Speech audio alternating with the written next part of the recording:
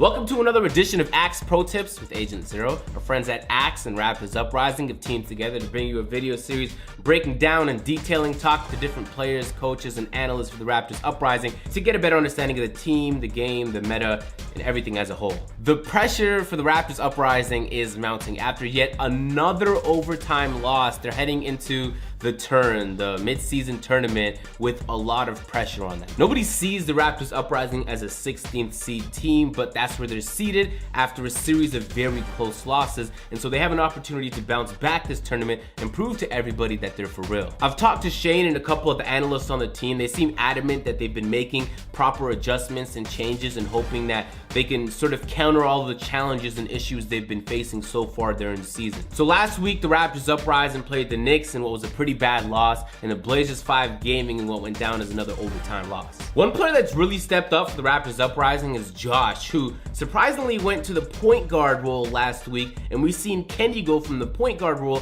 to the small forward role, and they kind of switched up the lineups to almost have like a point forward meta. We've seen some other teams in the league like the Cavs try that, where the small forward is the primary ball handler, so they moved Josh to the point guard, and although he did handle the ball somewhat, it was Kenny doing a lot of the ball work, and he was doing it with, I believe, a shot creating slasher. So they've been trying to mix and match different archetypes and seeing what works, what doesn't, and of course, depending on which team you're playing and the type of style they're gonna throw at you defensively, some work better than others. All right, so let's cue the Axe golden moment of the game.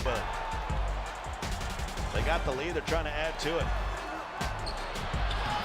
And it's a 10-3 run to start the half by the team from the north.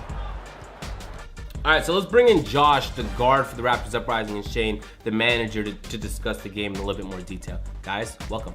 So Josh, speak to me. Coming into the NBA 2K League, you were a 5th round pick, relatively unknown, and you're looking to make a name for yourself through your good play. What has the process been like for you? And you've been bouncing back between different types of archetype. Talk to me about that for a little bit.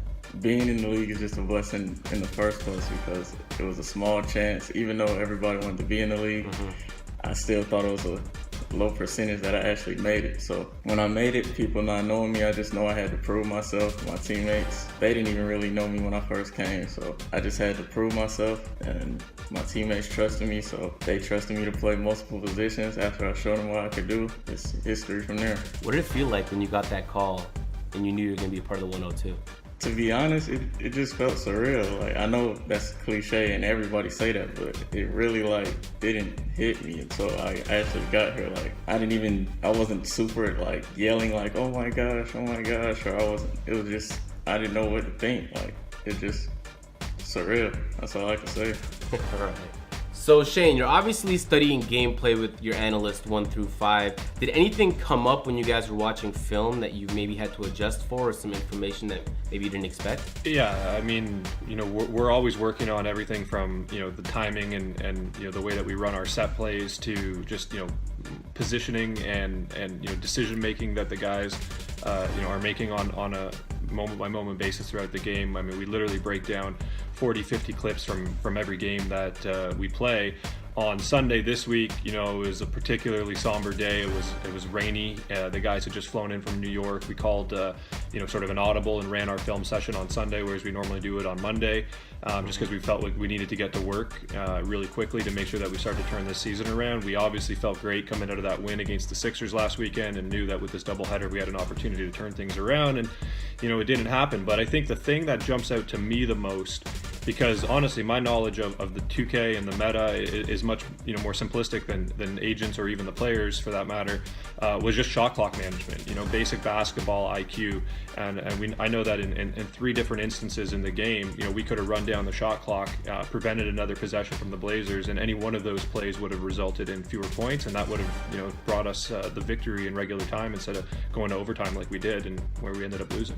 Yeah, you guys find yourself in a lot of overtimes, and they almost always don't pan out well, You know what? It's the pressure is mounting on the guys. There's no doubt about it, right? And so, here we are again in another overtime, and I think it's almost like, mentally we've beaten ourselves simply because we're just not confident in our ability to close out a game once we get to OT.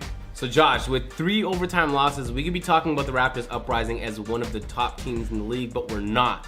So what are some of the changes and adjustments you guys are looking to make to take advantage of the opportunities you guys are given when you're put in a position like being in overtime 3 different times against different teams? Yeah, so it's like Shane said, it's a lot of mental mistakes. Like he said, Blazers game, we could have had time management. The Celtics game, in the fourth quarter, we kept doing repetitive things, going to the same plays. We probably should have switched it up.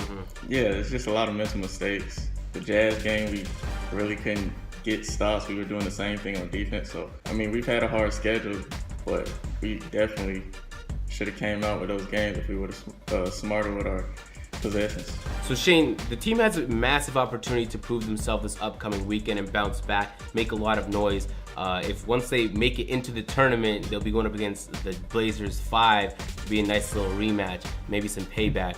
What are you guys doing differently, and what are the challenges you guys are facing? Yeah, so this weekend's the turn. It's the first midseason tournament. We're currently in 16th place, so with the odd number of teams, there's got to be sort of a relegation or qualifying match between us and the Pacers. We'll do that. We'll play that game at 2 p.m. When we win that game, we're going to get the Blazers in the first round of the turn. A huge opportunity for us. This is a bit of a grudge match that's been developing. We played them in the tip-off tournament. We lost by a few points to them coming out of the tip-off tournament. Had we won that game, we would have been first place out of our group. And I think everybody knows that the 2 teams that came out of our group, the Pacers and the 76ers, ended up going on a run and making it to the finals and finished 1 and 2 in that initial tournament. So certainly after the loss in overtime to the Blazers last weekend, we're really excited about the opportunity to play them again. We were in that game, and we were in the game against them in the tip-off tournament. And after looking at film, we know that, like Josh and I have said a couple times, even just shot clock management, better shot clock management would have been the difference maker. And once we get through the Blazers, look, it's not going to help our regular season record, but if we can go deep or potentially take the turn this weekend, it's going to be a huge boost for our team, and it's going to help remind people that, after our victory over the 76ers last week, and everybody was talking about us in a different light, they were starting to recognize the fact that we had a couple overtime losses and a pretty tough schedule. So I think, I don't think anybody really looks at us as a 16th, place 1 and 5 team, and this weekend is an opportunity for us to start righting the ship. Well, Shane, Josh, good luck in the tournament. Appreciate I'll be watching. I'm sure you guys are going to do fantastic. It's been some incredibly close losses. Really just takes a little bit more, and I think you guys have what it takes. I look forward to seeing what adjustments you guys make, 1 through 5, and Shane. And I wish you guys the best of luck this week. Thanks, Agent. Appreciate it.